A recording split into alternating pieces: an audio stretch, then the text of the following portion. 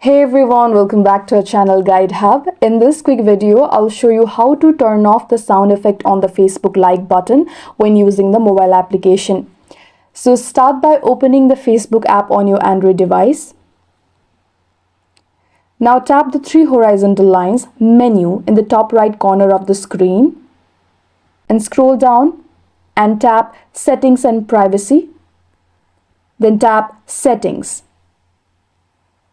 Now scroll down and look for Media under the Preferences section and tap on it to open the Media Preferences. Now scroll down and here you will see a toggle that says Sounds in the app. This setting controls the sound for things like button presses, including the like sound. Just turn off the toggle and you are done. That's it. You have successfully muted the Facebook like button sound along with other app sounds. If this video helped, go ahead and give this video a thumbs up and subscribe for more tech tips like this. Thanks for watching and I'll see you in the next one.